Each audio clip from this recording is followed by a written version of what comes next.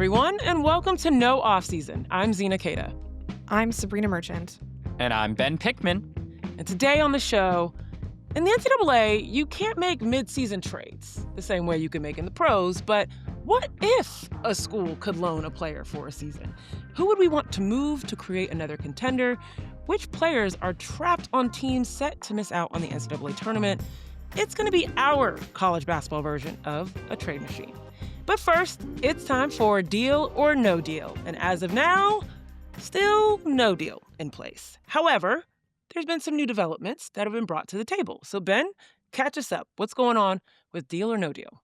Yeah, we normally do this segment on Thursdays if people who listen to the show might be like, why is this happening on Tuesday's show? And the answer is because on Monday, we reported a little bit more about some of the proposal details that have been exchanged back and forth between the sides since the last extension. And so what we reported on, I guess, Monday morning was that still the players and the league remain far apart in labor negotiations. But as it relates to the salary systems and the salary proposals specifically, the players are asking for more than double the share of league and team revenue than what is being proposed by the league. And not only are they asking for that higher percentage of a share, but they are proposing very different systems, though both are based on league revenue, right? And so in the union's proposal, the salary cap of what then players are paid would be determined by taking the player's share of the prior season's total revenue, subtracting the cost of various player benefits, such as medical insurance costs, local transportation costs,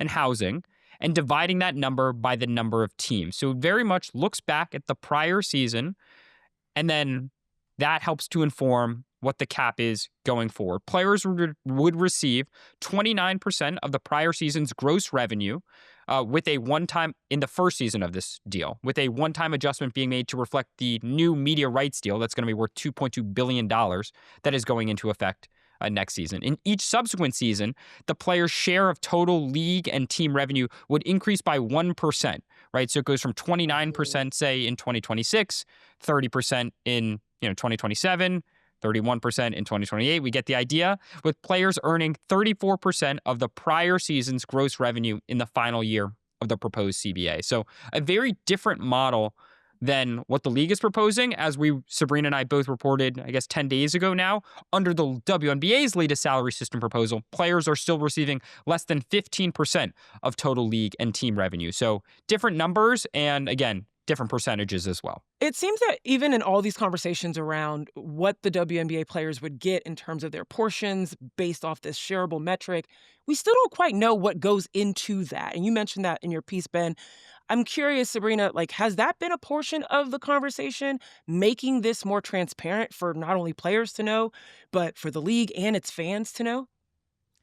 Yeah, I mean, I think fans wanting to know the totals of revenue is probably a bridge too far for now, but transparency within the league and its union is definitely something that's at play. That's something that the players want, and just a better understanding of what money is coming into the league, what money, can then go to salaries and things of that nature. It should be noted that the players' proposal that Ben reported on Monday is attempting to share all league revenue. So there wouldn't necessarily need to be transparency into what goes into, what bucket, because all of it, would be shared. And then, as you mentioned, you take off some at the top of expenses like travel and housing and whatnot. The league's proposal was that they would consolidate a certain bucket of the revenue, right? So whether that includes all of team revenue or all of league revenue, and whether tickets, jerseys, media, what goes into that is still unclear. But their big selling point is that it would be 50% of that metric, and 50% is obviously the big number here, because you look at the NBA, for example, and their BRI split is 50. So they're saying that it would be 50% of that revenue metric. The thing is, it's unclear what actually goes into that metric, right? We don't know if it includes everything that the league brings in. And it's also sort of an excess revenue calculation, there's still a cost of revenue that gets taken off of the top. And another transparency question, unclear what that cost of revenue figure would be, right? Yeah. We know in the current CBA, there's a 30% cost of revenue that's taken off of their excess revenue marker. Unclear whether that would be a higher number, a lower number, more prohibitive. But I think your basic point about transparency is really the main thing here, because the players seem to be trying to simplify this as much as possible, right? Like, let's just put all of the revenue in one bucket. We're not asking for 50%. We are asking for a significantly bigger number than what is currently being achieved in the current financial model. But let's just put everything all together and we can split it from there. Whereas the league's proposal still requires a delineation of what constitutes shareable revenue and what constitutes revenue that just goes directly to the owners. And we should say, too, that as it relates to the metric, from what I understand, it is unclear to us. Like, it is unclear to me. It is unclear to Sabreena. I don't Right. believe that it is unclear to the players' union what goes into that Okay. shareable metric, right? So Okay. there's a distinction there. It's not like the league is not telling them what is in that bucket. Now, the union might have some issues, and I have to imagine they do have some issues as to what is actually being shared, like what revenue is then going to be distributed, right, and in which ways. They have some issues about what is being included in those buckets and how those buckets are made up. But it's not a matter of like they're totally in the dark about what Sure. is being shared or what is not. The other thing to also consider about the differences in these proposals is, as it currently stands, the union's proposal does not include concrete figures for players' maximum salaries, right? Both sides have been open throughout this entire process about acknowledging that they want salaries to significantly increase, right? The maximum salary right now is around $250,000 in the league.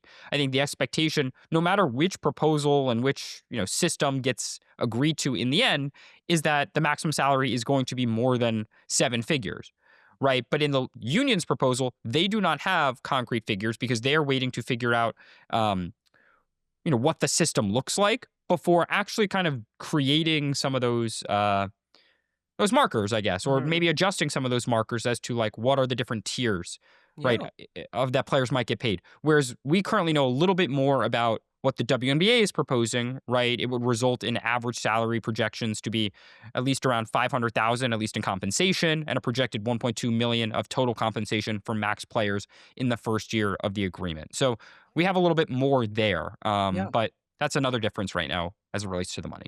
I mean, that's negotiation 101. Do not box yourself into a number before you really know what's possible in terms of the full table to get access to. In terms of, I know we know salary is the number one thing, and the revenue share is the number one thing that's pretty much the focal point of these conversations. And for the folks of us that are outside of the conversation, it's the focal point for us too. But there were a lot of interesting particular elements that also were a part of this proposal, like the wearable technology, asking players or mandating that players wear wearable technology. We know that they do that during practice to track performance, but also having them be mandated to wear it during games. And then the union coming back and saying, you know what, we can ramp up to wearing it during games. There was also, of course, we've talked a little bit about the retirement benefits for players. There were an aspect of the salary exceptions of, basically rewarding folks that were really high performers, or looking at just the rookie scale contracts and wanting to shift that. Out of everything that you found out about this most recent proposal, Ben, what were some of the things that stood out to you the most as being interesting that this was, these were points that were being negotiated on? I mean, wearable tech is something that I think we haven't thought a lot about throughout this Yeah. process. So it was interesting to learn about. So that is an example. That is something like Connexon, which is a product that, or a technology that a lot of players wear around the league in practices. It will monitor things like your heart rate, or they'll do something called force plate testing, which will evaluate again your explosiveness, your quickness, things like that. Your potentially your sleeping. Like think about some of the Oura ring. Yeah, The right. things that it's recorded in like an Oura ring. There's a lot of technologies like that.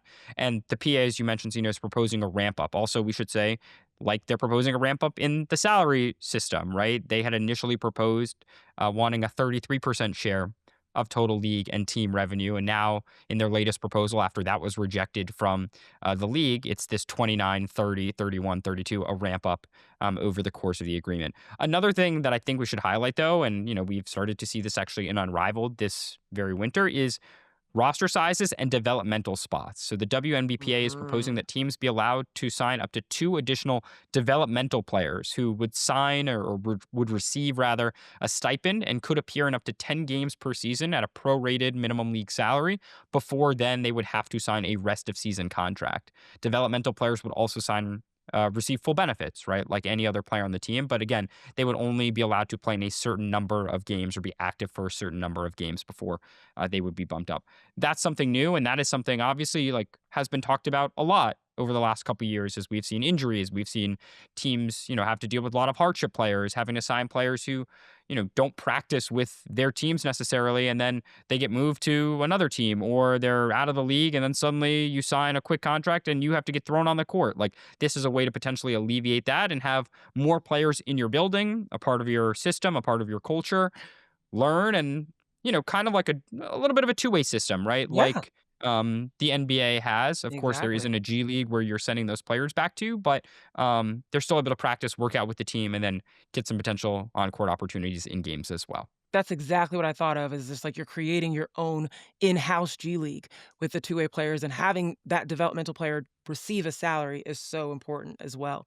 Okay, so this is the latest that we have on the CBA negotiations. Of course, November 30th was when they extended it. The second deadline extension happened. Now the new one is January 9th. Of course, Ben Sabrina will keep you updated with everything, but still, as of now, no deal. Let's shift it on over to a lot of great stuff coming out of the South, particularly in Durham and North Carolina. On Duke's campus, Team USA took to the court to start their camp in preparation for the next World Cup. Sabrina, you were there. We've been seeing all the little snippets, really cool footage of players out on the court. Caitlin Clark back on the court. Angel Reese with the no-look passes. I mean, it's just been really fun to see a snippet of what's been going on. And you've had some really great pieces out about their performances and just things that players are saying about the opportunity to be a part of this roster. So what'd you see? Catch us up on everything that's going on. Yeah, so just to set the stage, this is the first camp for Carol Lawson's tenure as the national team head coach. She was appointed earlier this season, and she'll be the coach through the Olympic cycle. So that means the World Cup and the Olympics in Los Angeles in 2028. The World Cup is coming in just about 9 months, so no time like the Ooh. present to get going, right? And um, the camp was a little interesting because a lot of the players who you would expect to be shoo-ins, for lack of a better word, on the World Cup team, should they choose to participate in USA basketball, like Asia Wilson, Brianna Stewart, and Nafisa Collier, were not in attendance, which gave a lot of the youngins a chance to, attend a senior camp for the first time and really make their case for why they belong as part of the future of USA basketball. There were 10 first-time attendees as part of the 17 people at camp. So a big chunk of this is not to say inexperience, because most of these players have been part of the youth levels of USA basketball before. Yeah. In fact, Cameron Brink, Aaliyah Boston, Caitlin Clark, and Paige Beckers were all on one U19 team together back in 2019. So there's definitely familiarity in that respect. And a lot of them have even played for Carol Lawson before at youth camps and 3x3. But Yeah. as far as the senior team goes, 10 first-time attendees. And it was really fun just to see like what, it looks like when Caitlin Clark is on the same team as Paige Beckers, or when, Sonia Citron isn't, throwing passes to Kiki Iriafan, but rather to Bree Jones or, Terica Hamby, and Yeah. just a lot of high level talent, a lot of competitiveness, and CBA is sort of like this cloud that hangs over everything, right? These are all WNBA. I should say 15 of the players are WNBA players, and the other 2 who are still in college are expecting to join the WNBA fairly soon. So this CBA affects all of them, if not immediately, then in their very near future. And we wrote about that on the site, just like how people have been perceiving the negotiations and what still affects them and what they're thinking about with regards to the new collective bargaining agreement. But for now, just good time at camp. 3 days in North Carolina, a little snow on one of the days, just a little taste of the winter in the South. But Right. yeah, it was interesting just to see what Carol Lawson is prioritizing in terms of how she wants to make her imprint on this program. And just fun to like see the players in a live game situation again, because you think about like Caitlin hasn't played since July 15th. Yes. There are 4 sparks of Yes. this camp. Their season ended on September 11th, right? So it's been a long time since any of them have really played competitive basketball. You saw some situations where like Caitlin's stuck guarding Kelsey, and Kelsey's, knocking her off the ball, and Caitlin gets called for a foul, and she starts yelling at the refs like, she's grabbing me, and all of the coaches from WNBA teams who are sitting there watching are just cracking up. Kelsey had Yeah. one situation where she sort of finished through traffic. She'd been struggling a little bit, got through to the hoop, just like yells right in like Becky Hammon and Nikki Fargas's face, and they're just like cracking up, like classic Kelsey. Ooh, right. Stirring it up. I love that. Yeah. I love that you could see the storylines continue from the W season into this camp. And I want to particularly hit on two things that you wrote about. Just Caitlin Clark being back on the court. You also got a quote out of Sue Bird about her being impressed with Caitlin just being engaged while she was out and getting back to being able to play. A little bit about what Caitlin looked like on the court, how much fun she was having, how important it was. And then someone else, Angel Reese on the other side, talking about Chicago. That was the article I was not expecting. Yeah, so we'll start with Caitlin. Obviously, she suffered a lot of just a bevy of injuries in her sophomore season, played her last game on July 15th, even before All-Star weekend. This was her first real 5-on-5 action since that injury with the fever, and it was a combination of like USA players going against USA players and then also USA players going against the scout team, which was just like players from small colleges all across North Carolina sort of helping out with that scout team practice. And, she looked like Caitlin, right? Like the step back three was there, the passes were there. When she was not playing with Aaliyah Boston, some of the bigs didn't know what to do with her passes. Like there was one time where she passed it to Hamby, and Hamby like brought the ball down. It's like, you can't do that. Like this is not you have to keep it up, right? Straight up, right.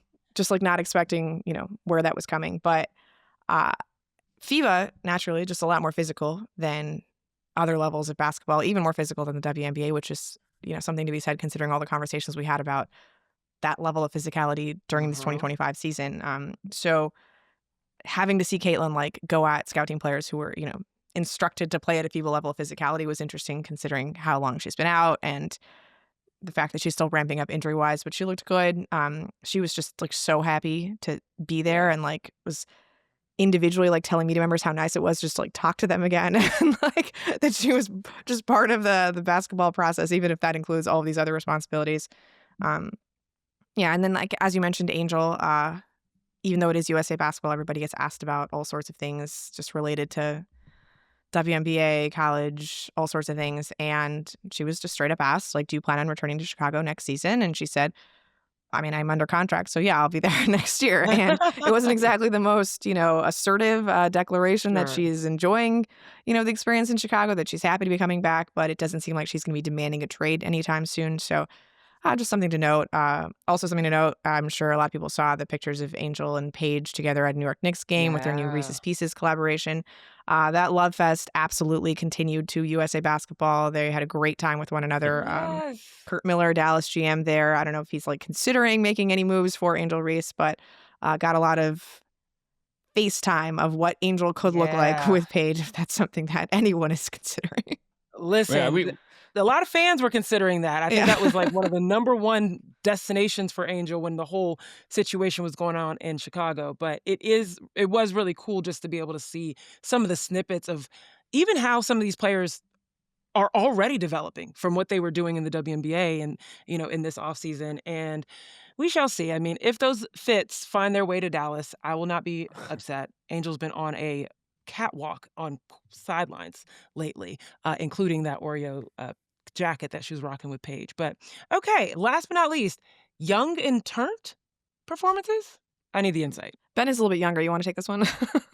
I mean, that is what Paige Beckers dubbed the group of players that have kind of coming into Team USA for this last camp. I mean, I think as Sabreena touched on and as she wrote about as well, there's part of this generational shift that is going on with USA basketball that was very much on display at this camp, right? There were a lot more players who were invited to the camp who did not attend for whatever reason. And some of those players, the Asia Wilsons, the Stewies, Nafisa Colliers, you can certainly expect them to be a part of the LA Olympics. And we'll see about the World Cup next fall. But no matter who is a part of these senior national team rosters in the end or not, I think the camp certainly represented the beginning of a shift in who is making up the Team USA basketball player body, right? We've talked about Caitlin Clark, Angel Reese, Paige Beckers. You had Cam Brink there. You had Lauren Betts there, who is in college and still participating at this camp. Rakia Jackson was present. Sonia Citron, Kiki Iriafen, like a lot of young players in the WNBA were present. We should also say, and I think this is important to hit on, Juju Watkins, the USC star Yeah. who is not playing. She was present at a camp on Friday, at least Mhm. before she seemingly flew back home to watch UConn play USC on Saturday. Juju also, as a result, spoke to media for the first time in a while, seemingly. She had just been an observer. She updated people on her progress, basically saying that she's finally starting to work out again, that she's just getting a basketball back in her hands, participating in some light shooting, some light ball handling. Again, just like part of this process. She's Mhm. been ruled out for the season, and there's no reason to suspect that is going to change. And she talked about just being there for her was a pinch me moment, that she had dreamed of being in that atmosphere. And so even as a non-player, even to just be there for, 24, 48 hours, that was important for her. It also seemed important to Sue Bird and Kara Lawson to get to know her more, to have conversations, to feel her energy, for Juju to see the energy of the camp. So again, when you look forward to the young and turnt generation, like that, they're coming next. They're coming quickly, and they were on certainly full display in Durham. Listen, guys, I'm gonna find a way to get Ben to keep saying young and turned for the rest of this season. I think you should get Sabreena to say it. She's more like, for me, like, I want to know if Just Sabrina's even like listening part of to the you young just and say turnt young and turned just generation. now, I'm dying. Yeah, we are clearly above the age bracket of folks that just casually say young and turnt. But I thank will say you. one of the Just funnier things about that is when Paige said it for the first time, a couple people thought that she was saying that they were the young interns. Hmm. oh Lord. I- I- So That's on brand. That's on brand. Yes. I was that's gonna what say we we can think need of to that grow up, class. but like we gotta go better. We gotta do better, guys. Not the young interns. No, the young interns. That's hilarious. Thank you for sharing that. Okay, guys, we gotta keep it moving. On the other side of this break, we're gonna ask a little bit of what ifs when it comes to women's college basketball and who could get some help from someone else.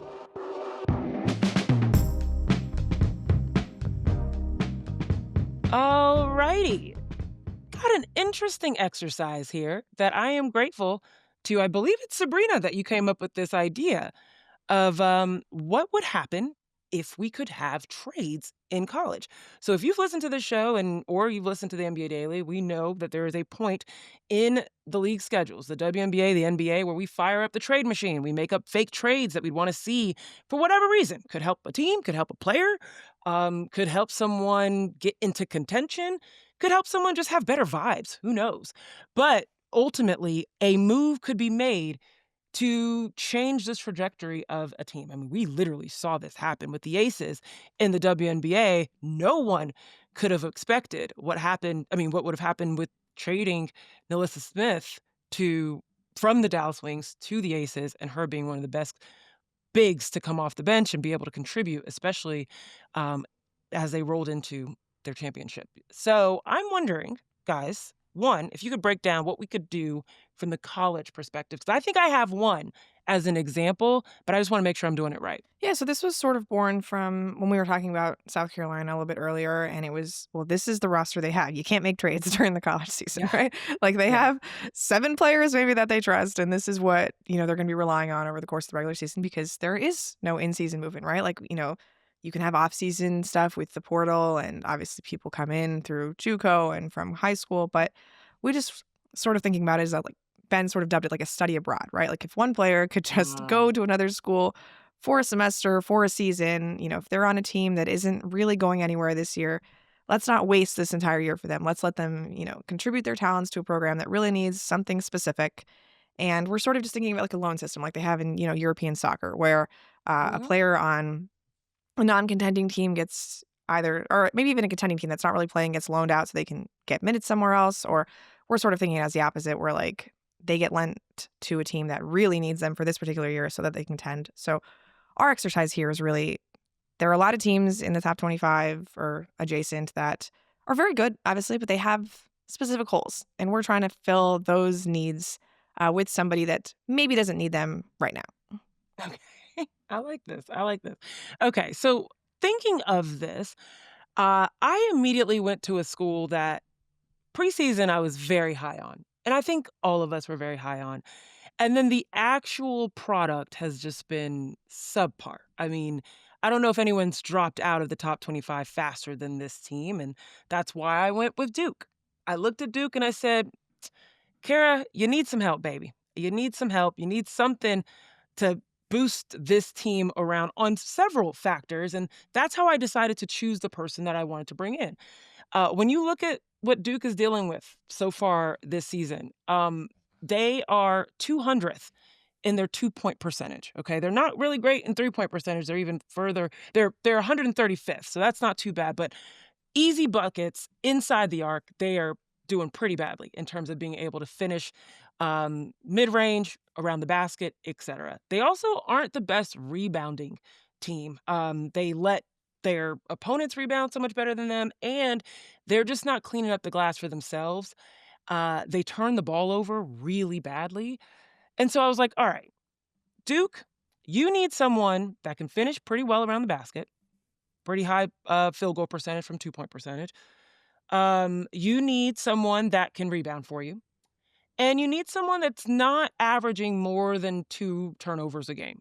That's very important. And when I did all of that, Sabreena, you actually kind of planted the idea in my mind. And I saw this person against Oklahoma and I said, this could be a thing. Achol Akot from Oklahoma State. That to me is who Duke could have alongside of Toby Fournier to come in, be able to grab some rebounds, be able to score, because that's another thing. Duke cannot score really well right now. And Achol's doing pretty well. Like her numbers right now, 11.5 points per game, averaging 7 rebounds per game. And she's also assisting. And the one thing that Duke can do well is assist. They're in the top 100 from that category. And I was like, all right, cool. This is awesome. But particularly, she's effective from the field, 72% effective field goal percentage. And She's actually she leading moves. Division I in 2-point field goal percentage.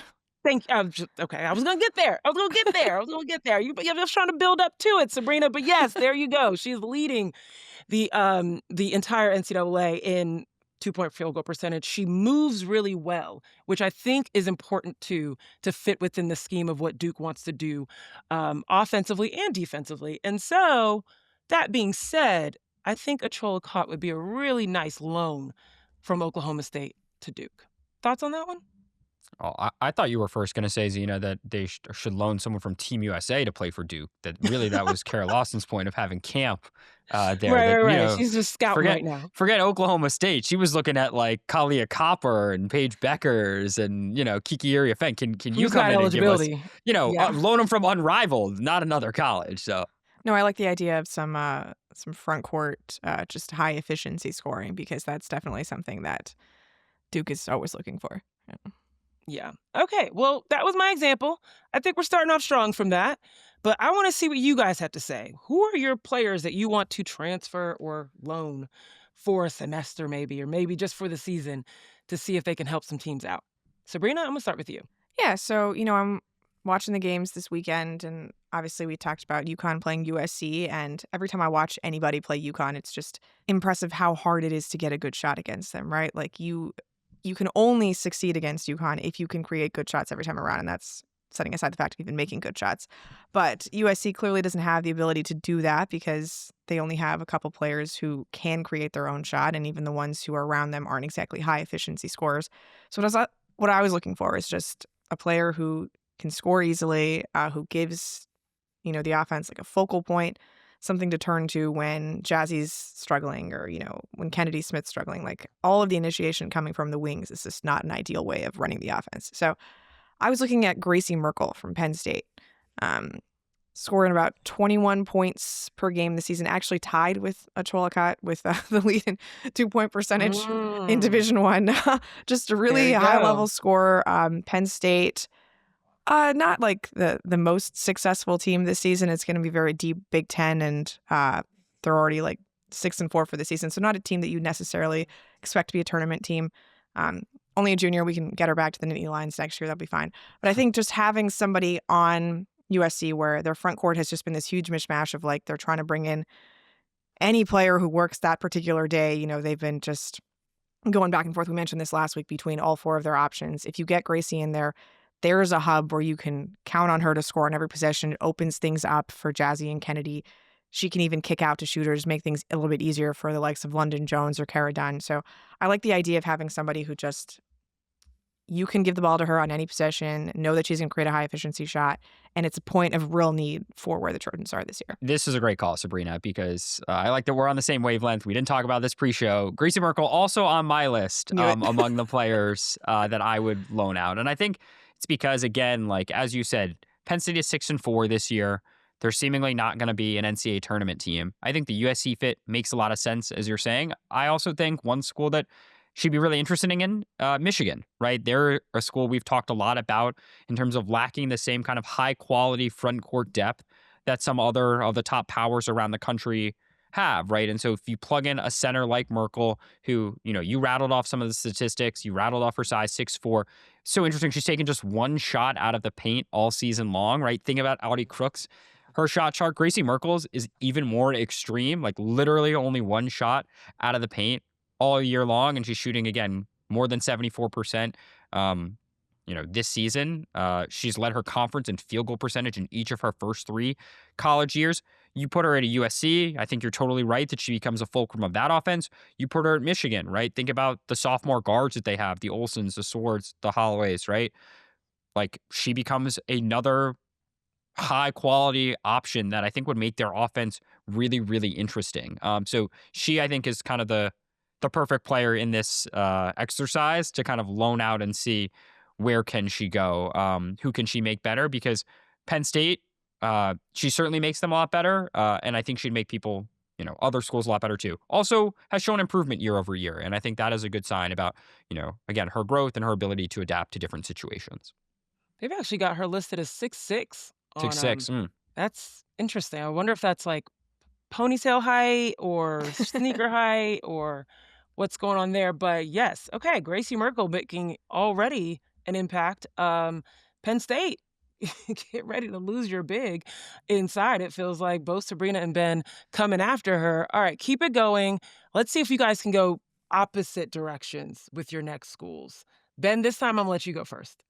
Yeah, I mean, another caveat that I tried to put in this exercise was I tried to not look at mid-major players, right? I didn't want to just take from the richest mid-majors and just say Maggie Dugan of Richmond, who is, one of the best mid-major players in America, or Brooklyn Meyer of South Dakota State, who's gotten off to, we've talked about her on the show before, just some of the crazy numbers that she's put on, because players like that, they would obviously help a lot of teams at the high major level, and I don't want to just pick from those and plop them into different situations. One really interesting name that I floated out there, and we'll see actually how good this team is. Currently, I think they're only a 1 or 2 loss team, coming from Indiana, so I'm sticking in the conference. Shea Chesky, another guard. Like, again, we will see what Indiana is compared to their Big Ten foes. Currently, like, they're not in the AP top 25, so I put them in this exercise as, like, I don't even think, have they received a vote all season, Sabreena? Like, not that I'm aware of. Not really sure. Right. So we'll say that's why we included her. But she's an Indiana senior guard who has really seen her game elevate this season compared to past years. She'd been averaging just around 11 points per game in her first 3 seasons. She's averaging around 25 points per game this year. She went from shooting around 46% past years to 55.6% this year. She's shooting 45.3% from 3, 93% from the line. If you think about, again, one of these dynamic scorers, like, I mapped her to USC for the same reasons you did. Again, another kind of proven ball handler who can be dynamic on the offensive end, but I think she'd be really interesting in a lot of places. North Carolina, for instance, right? A player who can create easy baskets. I think she'd be really interesting at Ole Miss. I understand she's a little bit more of a high usage guard right now, but Ole Miss is a team that we have in the top 20 that I think can be really, really good.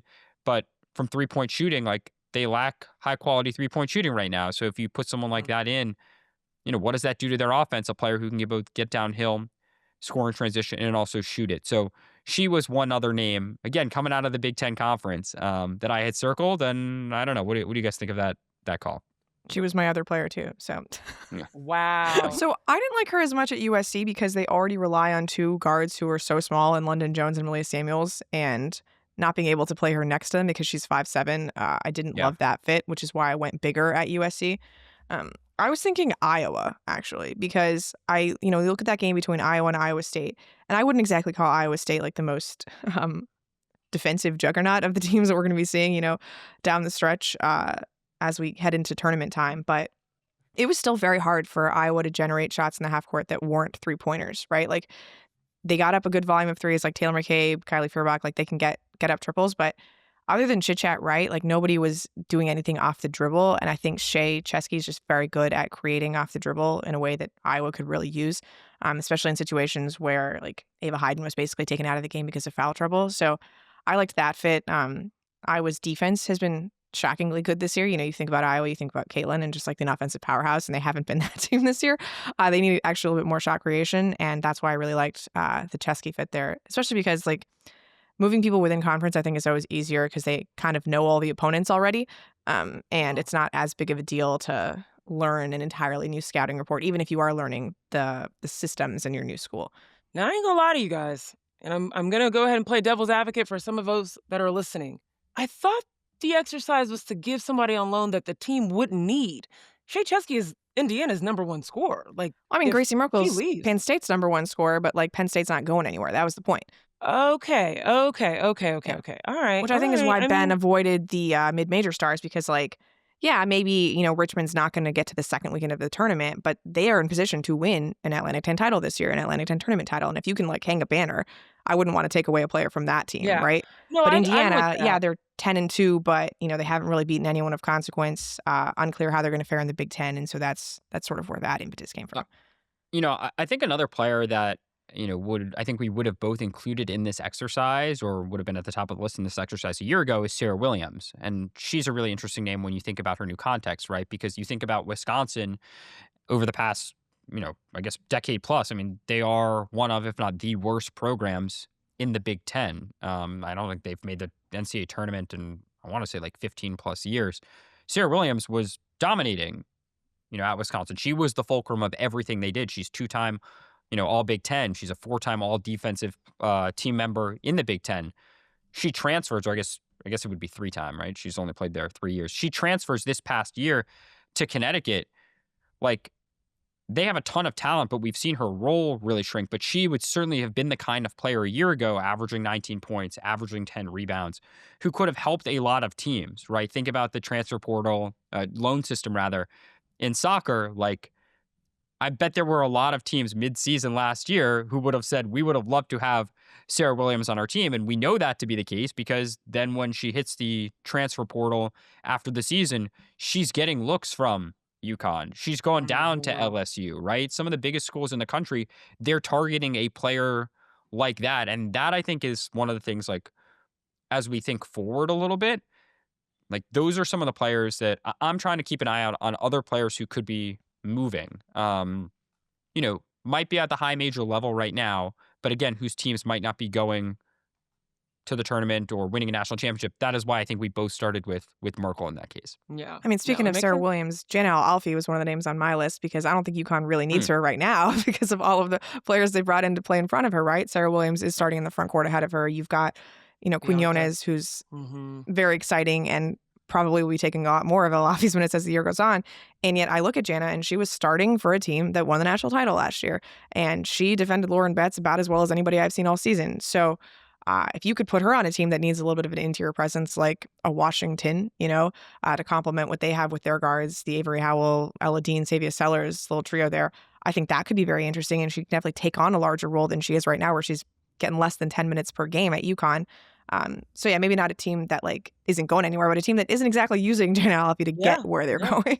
Absolutely. I said Bianca, I meant Blanca Quinones. I think with all of the teams that we've selected so far, I think Duke is the only one that I'm like, I don't know how much this could change in terms of their trajectory, but Achola Cott being someone that's only a sophomore, I think coming onto a team like that, like Duke, getting that national kind of spotlight, regardless of if the team is good or not, just because of the association with Kara Lawson, just because of the heritage of the school, definitely could help her stock in terms of where she could end up in a draft conversation eventually, and playing alongside five-star recruits like a Tombi Fournier. We know that Kara Lawson is continuing that lineage of five-star recruits coming into Duke, so that could definitely help. In terms of the players that you guys talked about, Gracie Merkel and Shea Chesky, like, how do you think a move like this could help with their stocks and giving them a little bit more visibility in that conversation? Yeah, I mean, I think you're seeing something like that with Tanaya Latson, right? Where she putting up the type of offensive numbers that we're seeing out of Gracie Merkel and Shea Chesky at a smaller school. I shouldn't say a smaller school, but a school that is less relevant nationally in Florida State. And now you get to see how she performs in a context more similar to what she'll see in the WNBA, right? She's going to be playing with players who are as talented as Raven Johnson, Tessa Johnson, Joyce Edwards, right? And seeing how players succeed in a more pro style context, I think is always more interesting than them just getting the ball all of the time and being allowed to do whatever they want with Right. unlimited runway, right?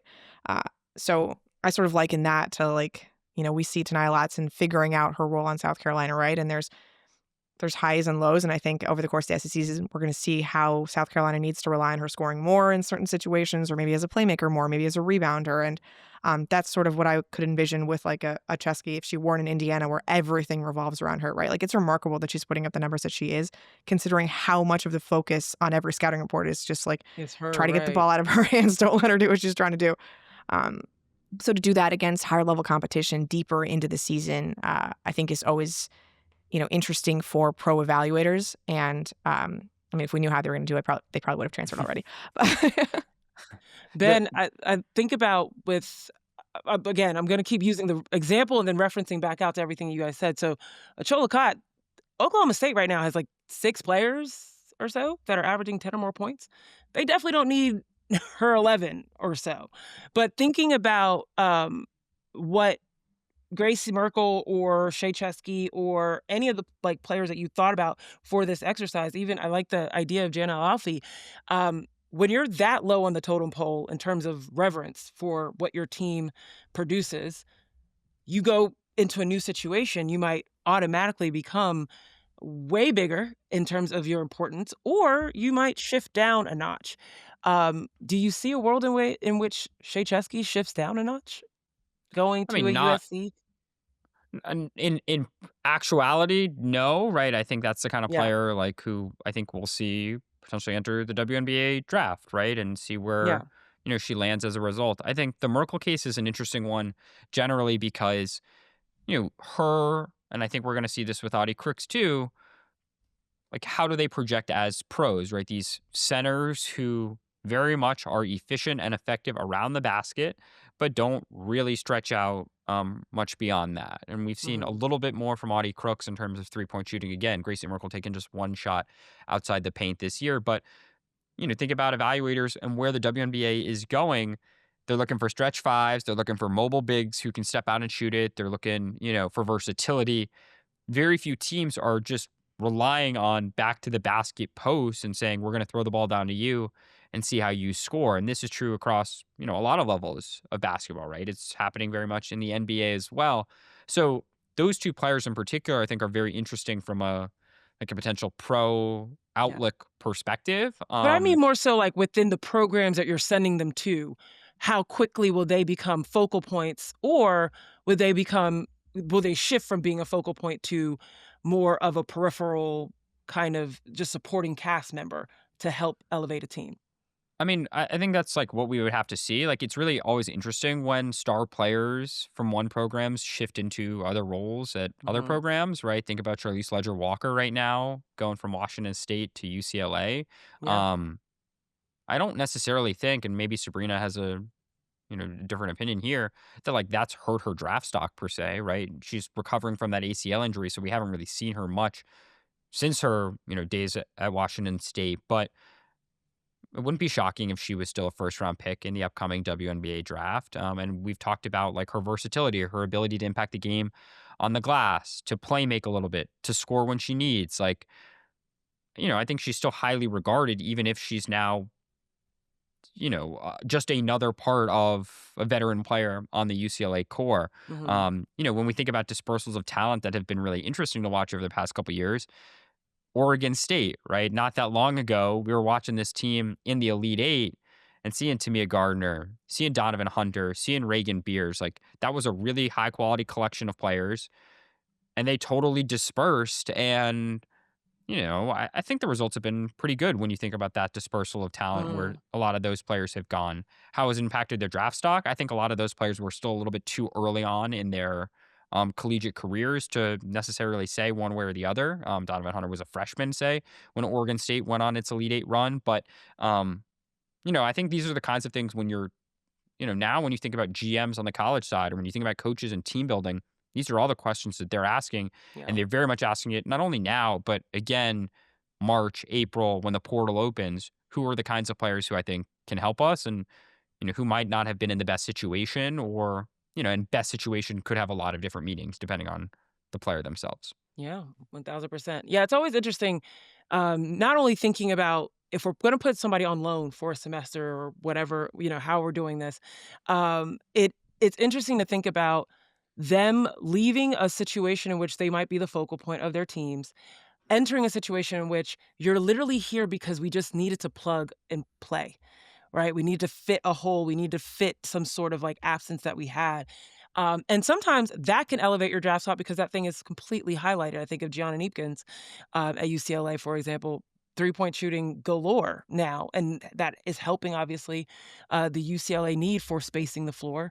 But then you also think about some folks that might now shift into a role. Tanai Latson comes to mind of me where you don't need the scoring circuit that she put on in Florida State at South Carolina. They're way more balanced of an offense. That might look different in terms of what she can produce, but does that necessarily hurt her stock? I don't think so. You're still on a team that is solid and producing and winning, and you're contributing in that way. I mean, I think the other thing I would say is what happens in actuality, we omitted, as I said, some mid-major players from this exercise, but where you can see that jump in draft stock comes oftentimes from when a mid-major player then transfers to, Yeah, a yeah. high major program. So think back to a couple years ago, someone like Lou Lopez Seneschal, for instance, she had been at Fairfield for 4 years. She had Mhm. basically been or become, the best or one of the best mid-major players in the country. I think she averaged close to 20 points her last year at Fairfield. Well, Fairfield right now continues to establish itself as a preeminent mid-major, but even back then, it still wasn't regarded in the same way that it is currently. And she goes from Fairfield, where she had a lot of individual success, but she might not have been on, the radars of a ton of evaluators or certainly a ton of fans. She transferred from, Fairfield plays at UConn her last year, and she was one of their best and most reliable players, right? She played in every game. She started every game. She played more than 30 minutes. She averaged more than 15 points, and she ended up parlaying all that success into being the number 5 pick in the 2023 WNBA draft, right? So that is the kind of thing when you're thinking about, what could happen down the road. That's the kind of player, obviously, to keep an eye on, but we didn't really want to poach those players from their current Sure. situations right now. I didn't want to be You a just wanted to target to poach mid-majors star at all. players from other just Yeah, yeah. joking. If you've decided to go to a power conference school, I have no problem sending you to another power conference school to get some more credits in this loan exercise. Oh, I good. mean, you think about the draft stock situation too. Like another player who went to UConn from a smaller, I should say, basketball school was Caitlin Chen, right? And Right. maybe she doesn't get drafted out of the Ivy League, but she did get drafted out of UConn and ended up ending the season on the Golden State roster, right? So Yeah. that's another example of that. Now I was thinking we shouldn't have taken Cheska because she's already a senior and she can't go back to Indiana. It's not like she's actually on loan. She's just finishing out later. So good thing we had Gracie Merkel and Janelle Alfie as other options. Younger folks. Okay. All right. Well, this was an interesting exercise. Guys, let us know what you think. Any players that you would put on loan if we had a trade machine for college, who would you enter into that machine? All right. Let's close out the show. Coming up, some witty catchphrases behind, nicknames, things of that sort that have caught our attention. Last segment on the other side of this break.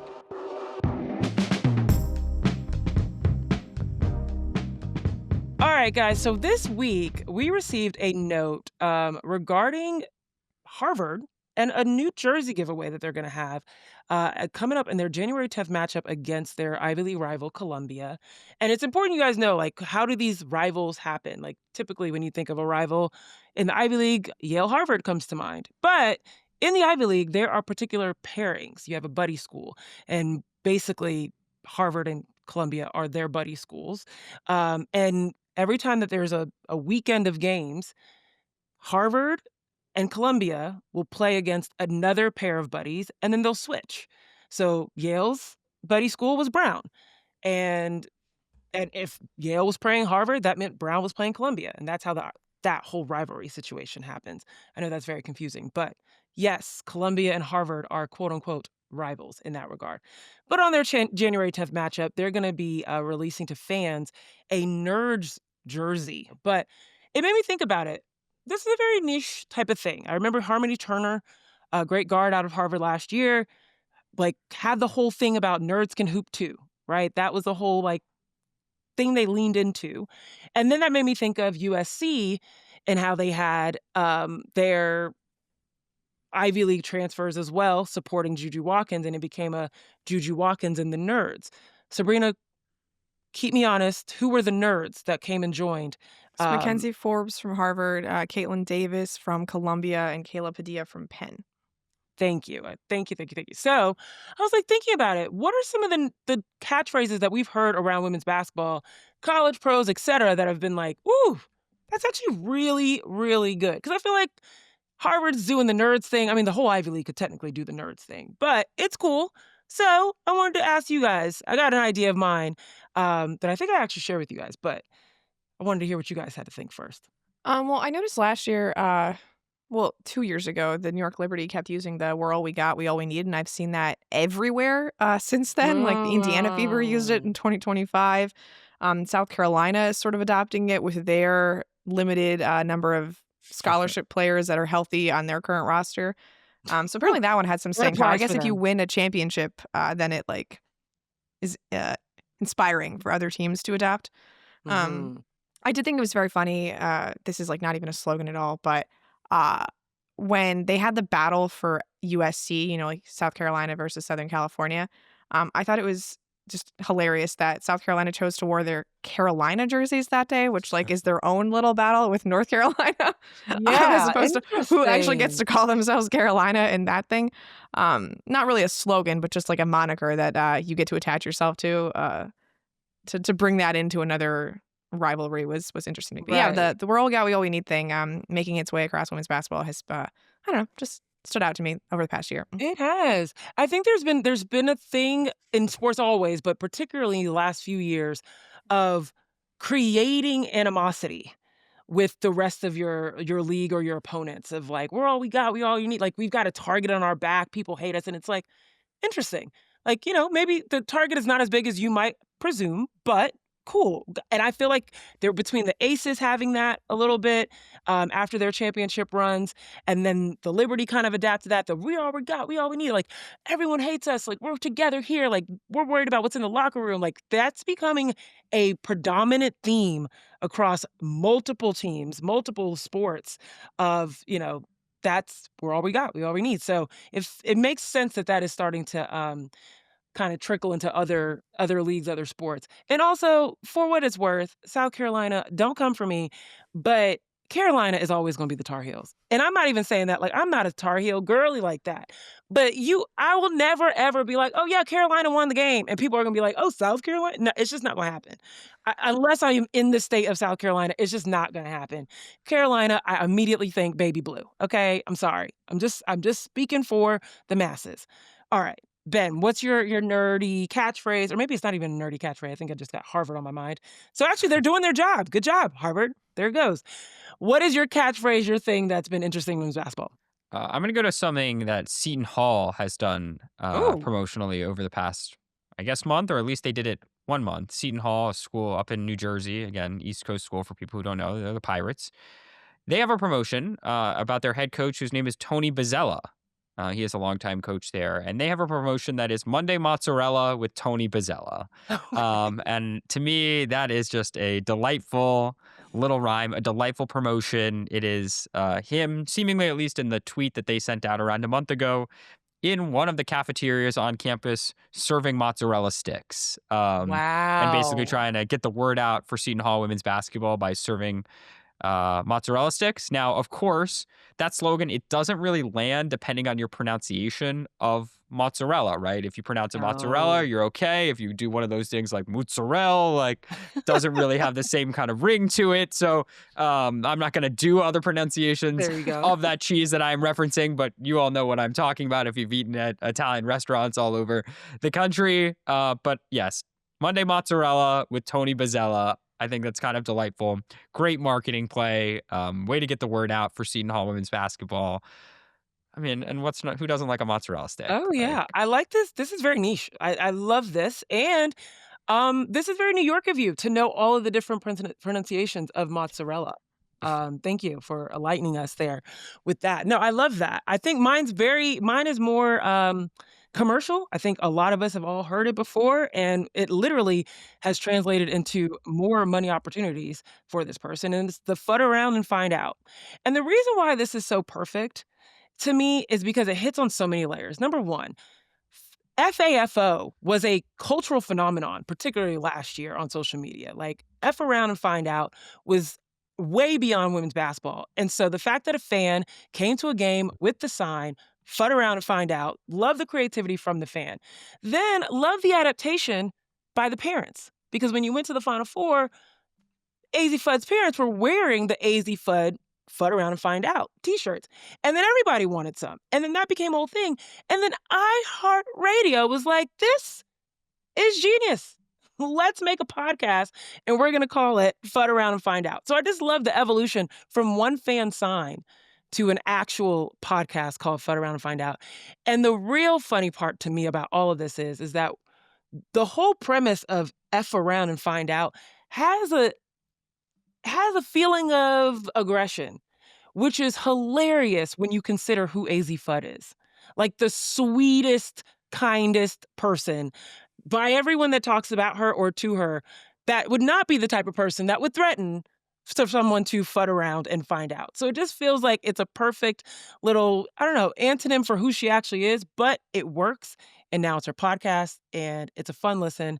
And yeah, that's my catchphrase for women's basketball. Let me know, guys. Let us know. Have you guys seen anything else? Any Tony Bozzella or Monday mozzarella with Tony Bozzella, which I love that. Or I'd like to do Tuesday toast with Corey Close. That is a free idea for look at UCLA you. women's Okay. basketball out there.